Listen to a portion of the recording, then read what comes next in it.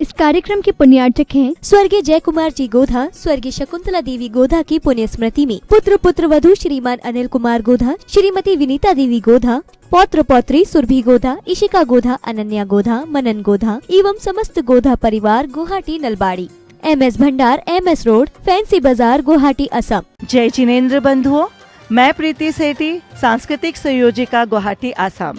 जैसा कि सबको विदित है कि पूर्वांचल की इस पावन धरा पर श्रीमद 1008 आदिनाथ भगवान पंचकल्याणक प्रतिष्ठा महोत्सव एवं विश्व शांति महायज्ञ का आयोजन आगामी 26 जनवरी से होने जा रहा है। इस भव्यातिभव पंचकल्याण प्रतिष्ठा महोत्सव में हम पूर्वांचल वासियों को आचार्य श्री प्रमुख सागर जी महाराज सत्संग एवं मुनि श्री अरिजीत सागर जी महाराज का मंगल सानिध्य और पावन आशीर्वाद प्राप्त होने जा रहा है। जैसा कि आप सभी देख रहे हैं, इस पंचकल्याणक प्रतिष्ठा महोत्सव को लेकर यहाँ पे पूरे पूर्वांचल के जन जन में एक अलग ही उत्साह और उमंग दिखाई दे रही है। इस भव्यातिभव पंचकल्याण प्रतिष्ठा महोत्सव का एक बहुत ही सुंदर आगाज आज हो चुका है। इसी श्रृंखला में कल 26 जनवरी को सुबह घाट यात्रा से इसका शुभारंभ होगा और उसके साथ झंडारोहण, फिर गर्भ कल्याणक की पूर्वार्ध क्रिया बहुत ही सुंदर तरीके से यहाँ प्रस्तुत की जाएगी। ये हम सभी पूर्वांचल वासियों का परम सौभाग्य है कि हम इस युग में इस भव्यातिभव पंचकल्याण प्रतिष्ठा महोत्सव के साक्षी बन रहे हैं। आप सभी भी इस प्रतिष्ठा महोत्सव के साक्षी बने, ऐसा हम विनम्र निवेदन करते हैं। सभी को जय जिनेन्द्र, जय बोलिए आदिनाथ भगवान की जय, आचार्य श्री प्रमुख सागर जी महाराज की जय, मुनि श्री अरिजीत सागर जी महाराज जी की जय।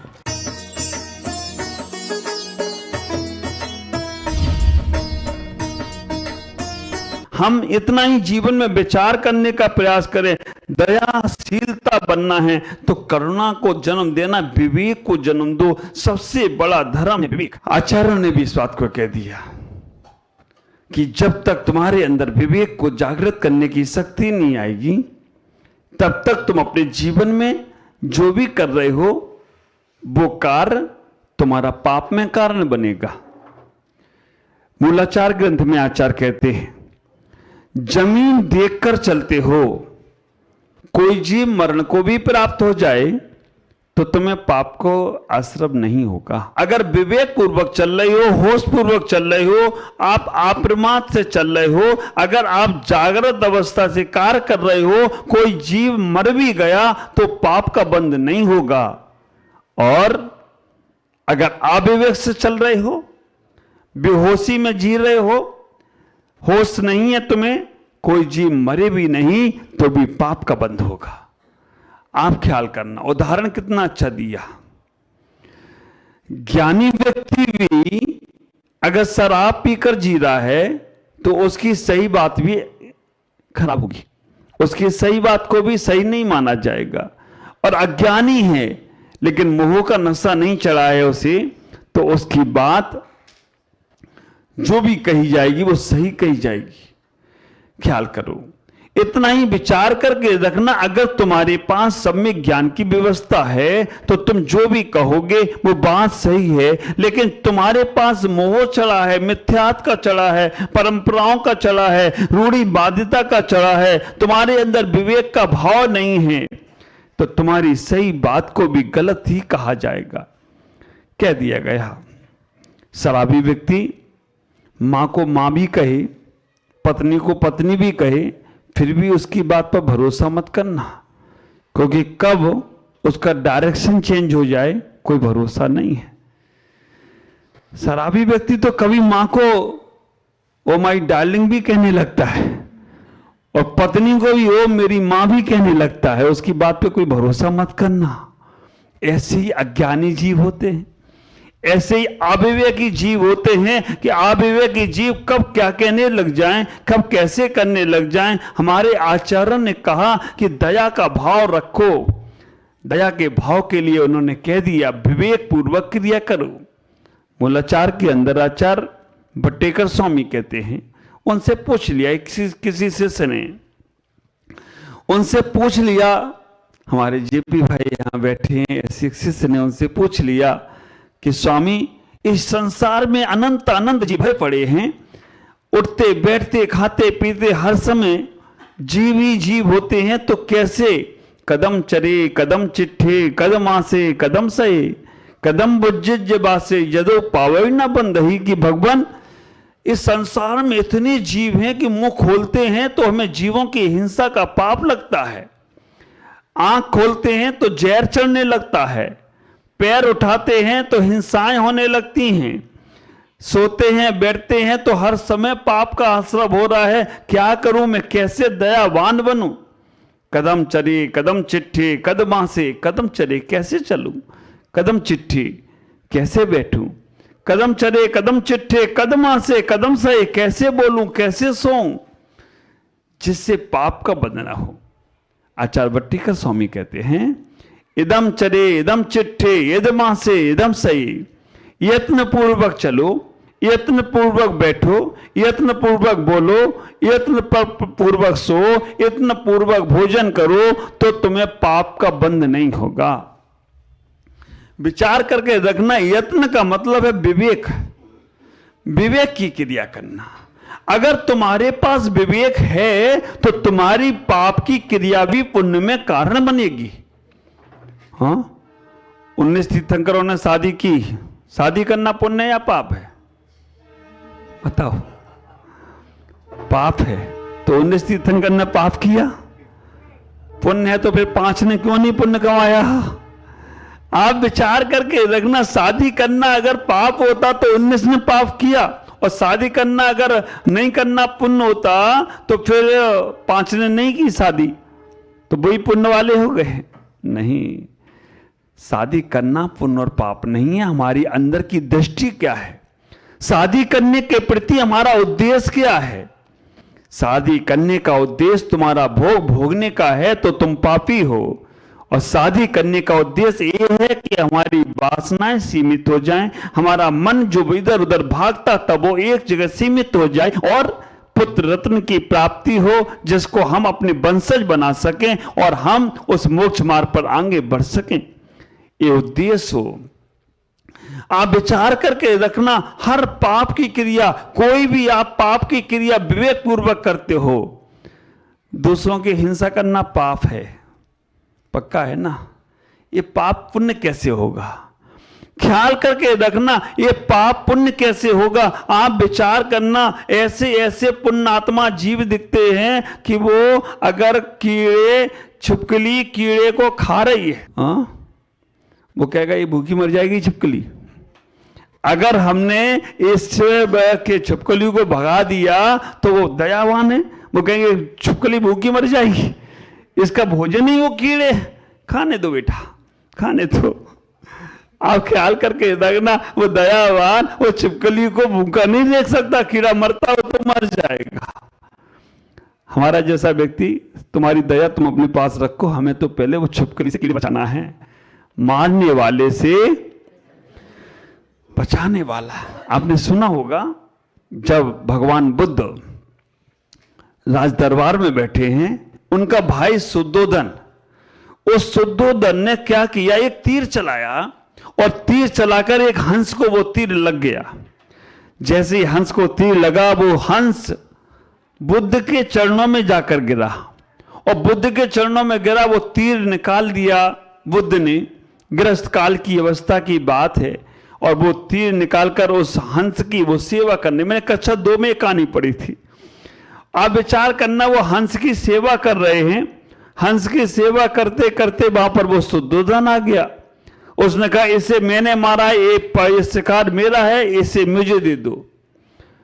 बुद्ध ने कहा नहीं, इसे मैंने बचाया है, ये मैं तुम्हें दे नहीं सकता हूं। बात जब राजा के पास गई, राजा से सुद्धोधन ने कहा कि इसे मैंने मारा है, ये पक्षी ये मेरा है, मेरा शिकार है, इसे मुझे दिया जाए। बुद्ध ने कहा इसे मैंने बचाया, ये मेरा शिकार है, ये मेरा पक्षी है। विचार करो, उसी वक्त राजा ने क्या निर्णय लिया? मारने वाले से बचाने वाला बड़ा है। और हंस अगर बुद्ध को दे दिया गया हो तो कोई आश्चर्य की बात नहीं है। तो ख्याल करना, अपनी वो रूढ़ी बाध्यता, अपना वो दया का भाव। अगर कोई जीव मर रहा है, कर्म सिद्धांति येता है, मरने दो, इसका कर्म ही ऐसा है। कहेंगे तुम्हारा दया, ख्याल करके रखना, वो दया का भाव तुम्हारे अंदर आना चाहिए। अगर कोई जीव नीचे मर रहे हैं छोटे मोटे, और तुम उसमें अगर प्रकाश में अपने कार्य को कर लेते हो, तो ख्याल करना, हम लोगों के लिए बोला गया, आचार्य ने कहा है कि रात्रि में लाइट के प्रकाश में नहीं बैठना, क्योंकि रात्रि में लाइट के प्रकाश में बहुत सारे जीव उत्पन्न होते हैं। अर्पता नरपे सिद्धे, रात्रि में लाइट के प्रकाश में नहीं बैठना तो मतलब दिन में बैठ सकते हैं, है ना? नहीं तो कहोगे दिन में भी बैठने में हिंसा हो रही है, भारी तुम्हारी बनती। कार रात्रि में नहीं चलना तो उसका मतलब क्या होता है इसका? दिन में चल सकते हैं, है ना? आप उस बात को समझो, रात्रि में मौन रखने को कहा तो दिन में, इसको बोलते अर्पिता नरपे सिद्ध, एक की मुखता एक की गौणता।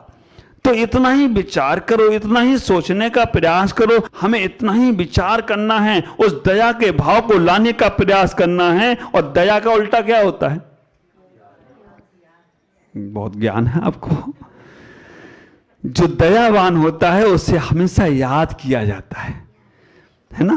देखो इसको भी आ गया, समझ में आ गया क्या होता है दया का उल्टा? याद है। जो दयावान होता है उसे हमेशा याद किया जाता है, और जो रूढ़िवादी होता है वो वहीं तक दयावान व्यक्ति फैलता है और रूढ़िवादी व्यक्ति वहीं तक सीमित हो जाता है। विचार करके रखना, हमारा जैन धर्म दया का धर्म है, लेकिन कुछ रूढ़िवादियों ने इस जैन धर्म को इतना छोटा कर दिया, इतना छोटा कर दिया कि वो फैल नहीं सकता। फैलने के लिए उसे बड़ा उदार दिल लाना पड़ेगा। तीर्थंकर का समोसन देखो, तीर्थंकर की पद्धतियां देखो, भगवान बनने का स्थान देखो, मोक्ष का स्थान देखो। आप विचार करके रखना, अगर मोक्ष कभी जाओ आप लोग तो देखना कितने जैनी मोक्ष गए, एक भी गए नहीं होंगे। क्षत्रिय ब्राह्मण वैश्य, आप विचार करके रखना, उनकी मोक्ष में भरमार है। लेकिन हमने यहां जैनियों ने सोच रखा है कि हम बस जैन हैं तो हमने जैन धर्म के पक्के हो गए। नहीं, मोक्ष जाता है वो जैन होता है। जो जैन हो वो मोक्ष जाए या ना जाए कोई जरूरी नहीं है। जो अहिंसा धर्म का पालन करता है वो जैन होता है। जैन हो वो अहिंसा धर्म का पालन करे या ना करे कोई जरूरी नहीं है। ख्याल करना, अगर इतिहास उठाकर देखो, बहुत सारे ऐसे लोग वर्तमान में मिलेंगे जिनके काम जैन कुल में जन्म लेने के बाद भी काम तो ऐसे होंगे कि पूछो नहीं। मैं अपनी खुद की एक घटना बताऊं, पंजाब की है। एक व्यक्ति आया, बोला महाराज आशीर्वाद दे दो, नया कॉन्ट्रैक्ट लेने जा रहा हूं। हमने कहा ठेकेदार होगा? तो कॉन्ट्रैक्ट लेने जा रहा है, आशीर्वाद। वो नारियल लाया था, कहा महाराज आप पीछे रख दो आशीर्वाद के लिए, इस पे बस हम जा ही रहे हैं, मेरा काम अच्छा हो जाए। मैंने आशीर्वाद दे दिया, पीछे भी लगा दी उसको। जाने लगा तो मैंने मन में आया कि पूछ तो लूं इससे एक बार, काय का कॉन्ट्रैक्ट लेने जा रहा है, काय की ठेकेदारी करने जा रहा है। तो मैंने पूछा उससे कि काय का कॉन्ट्रैक्ट है, काय की ठेकेदारी है, कहाँ का तुमको कॉन्ट्रैक्ट मिल रहा है? बोला महाराज पूरे पंजाब में शराब के ठेके उठे हैं, शराब की कॉन्ट्रैक्ट है, आज मैं वो लेने जा रहा हूं, और आज आपका आशीर्वाद मिल गया तो वो तो पूरी हमें मिल ही जाने वाली, अब तो मिलेगी, अब तो रुकने वाली नहीं है। शराब का ठेका लेने जा रहा था। मैंने दरा नारियल रख वापिस, मैंने सोचा नारियल वापिस, दोबारा आ मत जाना, शराब की ठेकेदारी लेने जा रहा और आशीर्वाद मेरे से लेने आया।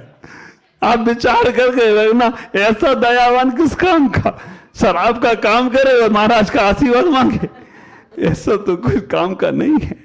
दयावान तो वो होता है कि जो जीवन में अपने प्रेम से, अपनी करुणा से कोई जीव के ऊपर पैर ना रख जाए, उसके लिए अपने उजाले को भी लाने का प्रयास करता है, अपने विवेक को जागृत करने का प्रयास करता है। नहीं तो संसार संसार में ही रह जाता है। विचार करना। आचार्य कह रहे दयावान होना चाहिए, सदा त्यागी। आचार्यों ने जो लक्षण दिए हैं पद्मलेस्या वाले के, सदा त्यागी। आप देखना, सदा रुष्टा, सदा क्रोधी, है ना, सब चीज सदा सदा चल रही है। सदा रुष्टा, सदा क्रोधी, यहां पे सदा त्यागी। आचार्य कह रहे हैं ना, सभी उन्होंने कहा, पहले कहा सदा प्रीति पीतलेस्या वाले को, और कापितलेस्या वाला सदा रुष्टा, कि नीलेस्या वाला सदा मानी, कृष्णलेस्या वाला सदा क्रोधी। ये सदा तो चल ही आ रहा है। कृष्णलेस्या वाला सदा क्रोधी है, नीलेस्या वाला सदा मानी है, कापोदलेस्या वाला सदा रुष्टा है, पीतलेस्या वाला सदा प्रीति है, और पद्मलेस्या वाला सदा त्यागी। सदा त्यागी का मतलब हर क्षण त्याग, हर क्षण त्याग। उसके अंदर ये त्याग का भाव उत्पन्न हो रहा है।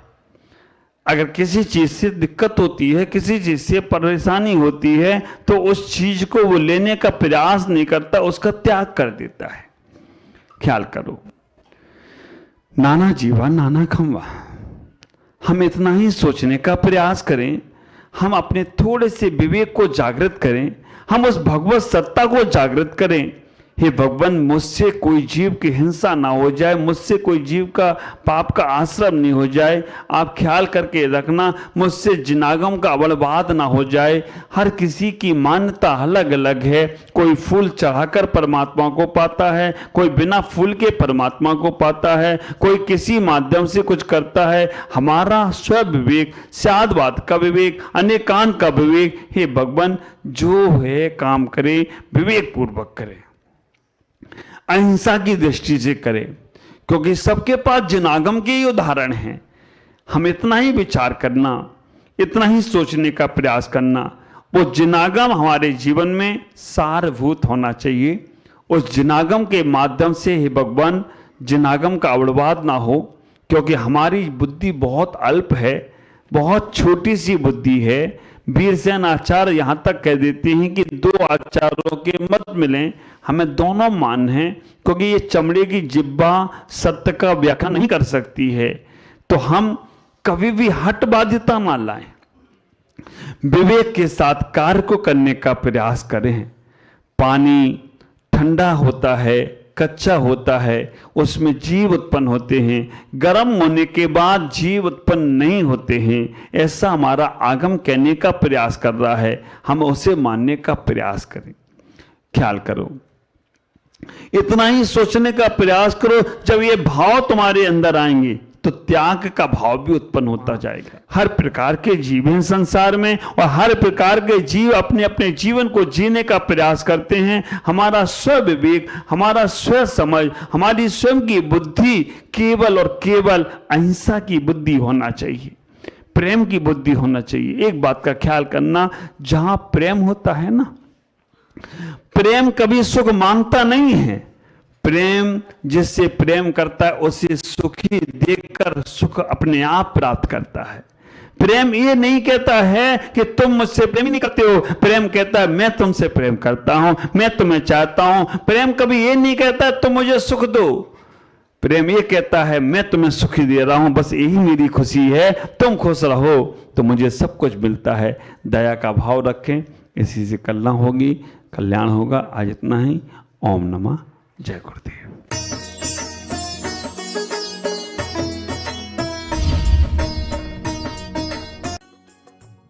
इस कार्यक्रम के पुण्यार्चक थे स्वर्गीय जय कुमार जी गोधा, स्वर्गीय शकुंतला देवी गोधा की पुण्य स्मृति में पुत्र वधु श्रीमान अनिल कुमार गोधा, श्रीमती विनीता देवी गोधा, पौत्र पौत्री सुरभि गोधा, इशिका गोधा, अनन्या गोधा, मनन गोधा एवं समस्त गोधा परिवार, गुवाहाटी नलबाड़ी, MS भंडार, MS रोड, फैंसी बाजार, गुवाहाटी, असम। परम